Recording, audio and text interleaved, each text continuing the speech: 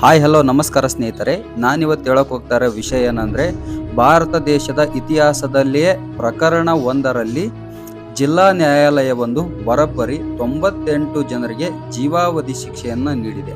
ಹಾಗಾದರೆ ಆ 98 ಜನ ಏನ್ ತಪ್ಪು ಮಾಡಿದ್ರು? ಯಾವ ಪ್ರಕರಣದ ಅಡಿಯಲ್ಲಿ ಅವರಿಗೆ ಜೀವಾವಧಿ ಶಿಕ್ಷೆಯನ್ನ ನೀಡಲಾಗಿದೆ?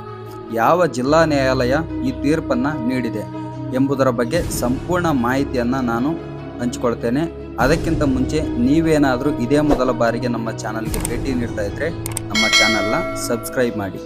2014 ಆಗಸ್ಟ್ 28ರಂದು ಕೊಪ್ಪಳ ಜಿಲ್ಲೆಯ ಗಂಗಾವತಿ ತಾಲೂಕಿನ ಮರಕುಂಬಿ ಎಂಬ ಗ್ರಾಮದಲ್ಲಿ ಸವರ್ಣೀಯರು ಮತ್ತು ದಲಿತರ ನಡುವೆ ಭಾರೀ ಗಲಾಟೆ ನಡೆಯುತ್ತೆ.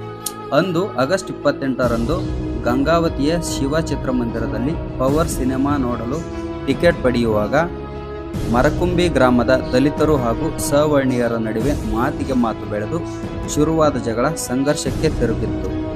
ಇದಾದ ಬಳಿಕ ಊರಿಗೆ ಮರಳಿದ ಮಂಜುನಾಥ್ ಎಂಬ ವ್ಯಕ್ತಿ ಮತ್ತು ಆತನ ಸ್ನೇಹಿತರು ನಮ್ಮೂರಿನ ದಲಿತರು ನಮ್ಮ ಮೇಲೆ ಹಲ್ಲೆ ನಡೆಸಿದ್ದಾರೆ ಎಂದು ಗ್ರಾಮದಲ್ಲಿ ಹೇಳಿದ್ದರು. ಇದು ಸವರ್ಣೀಯ ಕುಟುಂಬಗಳ ಆಕ್ರೋಶಕ್ಕೆ ಕಾರಣವಾಗಿತ್ತು. ಹೀಗಾಗಿ ಅಂದು ಸಂಜೆ ಮರಕುಂಬಿ ಗ್ರಾಮದ ಸವರ್ಣೀಯರು ದಲಿತರ ಕೇರಿ ಮೇಲೆ ದಾಳಿ ಮಾಡಿದ್ದರು. ದಲಿತರಿಗೆ ಸೇರಿದ್ದ 4 ಗುಡಿಸಲುಗಳಿಗೆ ಬೆಂಕಿ ಹಚ್ಚಿ ಅನೇಕರ ಮೇಲೆ ಸಿಕ್ಕ ವಸ್ತುಗಳಿಂದ ಹಲ್ಲೆ ಮಾಡಿದ್ದರು. ಕೇವಲ ಬೆಂಕಿ ಹಚ್ಚಿದ್ದು ಮಾತ್ರವಲ್ಲದೆ ಅಂದು 27 ದಲಿತರ ಮೇಲೆ ಹಲ್ಲೆಯಾಗಿತ್ತು. ಈ ಬೆಂಕಿ ಅವಘಡದಲ್ಲಿ ಗುಡಿಸಲುಗಳು ಸುಟ್ಟು ಭಸ್ಮವಾಗಿದ್ದವು. ಅದೃಷ್ಟ ಏನಪ್ಪಾ ಅಂದರೆ ಗುಡಿಸಲುಗಳಲ್ಲಿ ಯಾರೂ ಇಲ್ಲದೇ ಇದ್ದುದರಿಂದ ಅಂದು ಯಾವುದೇ ಪ್ರಾಣಾಪಾಯವಾಗಿರಲಿಲ್ಲ. ಅಂದು ಈ ಘಟನೆ ದೇಶಾದ್ಯಂತ ಸುದ್ದಿಗೆ ಗ್ರಾಸವಾಗಿತ್ತು. ಈ ಬಗ್ಗೆ ಅಂದು ಘಟನೆಯಲ್ಲಿ ಗಾಯಗೊಂಡವರು ಗಂಗಾವತಿ ಗ್ರಾಮೀಣ ಪೊಲೀಸ್ ಠಾಣೆಯಲ್ಲಿ ಸವರ್ಣೀಯರ ವಿರುದ್ಧ ಅಟ್ರಾಸಿಟಿ, ಕೊಲೆಗೆ ಯತ್ನ, ದೋಂಬಿ, ಜೀವ ಬೆದರಿಕೆ ಸೇರಿದಂತೆ ಅನೇಕ ಸೆಕ್ಷನ್ ಅಡಿಯಲ್ಲಿ ಪ್ರಕರಣಗಳನ್ನು ದಾಖಲಿಸುತ್ತಾರೆ. ಈ ಘಟನೆಯಲ್ಲಿ ಒಟ್ಟು 117 ಜನ ಸವರ್ಣೀಯರ ಮೇಲೆ ಕೇಸ್ ದಾಖಲಾಗುತ್ತದೆ. ಈ ಘಟನೆಯ ನಂತರ ಪೊಲೀಸರು ಆರೋಪಿಗಳನ್ನು ಬಂಧಿಸುವಲ್ಲಿ ಯಶಸ್ವಿಯಾಗಿದ್ದರು. ನಂತರ ಈ ಎಲ್ಲ 117 ಅಪರಾಧಿಗಳು ಜಾಮೀನಿನ ಮೇಲೆ ಹೊರಗಿದ್ದರು. ಕಳೆದ 10 ವರ್ಷಗಳಿಂದಲೂ ಈ ಪ್ರಕರಣದ ವಿಚಾರಣೆ ನಡೆಯುತ್ತಲೇ ಇತ್ತು. ಈ ಪ್ರಕರಣಕ್ಕೆ ಸಂಬಂಧಿಸಿದಂತೆ ಅಕ್ಟೋಬರ್ 21, 2024ರಲ್ಲಿ ಅರ್ಜಿ ವಿಚಾರಣೆಯನ್ನು ಕೈಗೆತ್ತಿಕೊಂಡ ಕೊಪ್ಪಳ ಜಿಲ್ಲಾ ಕೋರ್ಟ್ 101 ಆರೋಪಿಗಳನ್ನು ಅಪರಾಧಿಗಳು ಎಂದು ತೀರ್ಪು ನೀಡಿದ್ದು, ನ್ಯಾಯಾಲಯ ಅಕ್ಟೋಬರ್ 24ಕ್ಕೆ ಶಿಕ್ಷೆಯ ಪ್ರಮಾಣದ ತೀರ್ಪು ಕಾಯ್ದಿರಿಸಿತ್ತು. ಅದರಂತೆ ಕೊಪ್ಪಳ ಜಿಲ್ಲಾ ಮತ್ತು ಸೆಷನ್ಸ್ ನ್ಯಾಯಾಲಯದ ನ್ಯಾಯಾಧೀಶರು ಶಿಕ್ಷೆಯ ಪ್ರಮಾಣ ಪ್ರಕಟಿಸಿ ಆದೇಶ ಹೊರಡಿಸಿದ್ದಾರೆ. ಈ ಪ್ರಕರಣಕ್ಕೆ ಸಂಬಂಧಿಸಿದಂತೆ ಒಟ್ಟು 117 ಆರೋಪಿಗಳಿದ್ದರು. ಇದರಲ್ಲಿ 101 ಜನರಿಗೆ ಶಿಕ್ಷೆಯಾಗಿದೆ. ಇನ್ನುಳಿದ 16 ಜನರಲ್ಲಿ ಕೆಲವರು ಮೃತಪಟ್ಟಿದ್ದಾರೆ.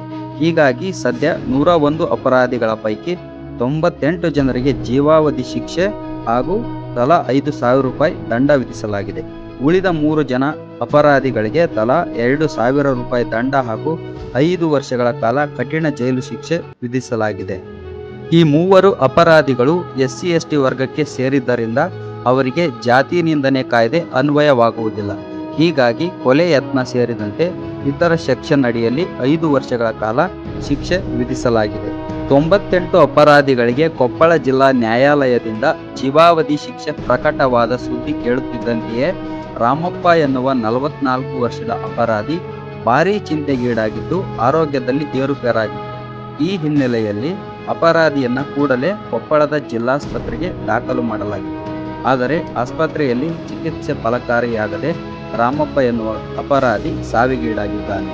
ಇನ್ನು ಈ ಪ್ರಕರಣಕ್ಕೆ ಸಂಬಂಧಿಸಿದಂತೆ ಹಿರಿಯ ವಕೀಲ AV ಕಣವಿ ಅವರು ಒಂದೇ ಪ್ರಕರಣದಲ್ಲಿ ಇಷ್ಟು ಜನರಿಗೆ ಜೀವಾವಧಿ ಶಿಕ್ಷೆ ವಿಧಿಸಿದ್ದು ದೇಶದಲ್ಲಿಯೇ ಇದೇ ಮೊದಲಿರಬಹುದು ಎಂದು ಹೇಳಿದ್ದಾರೆ.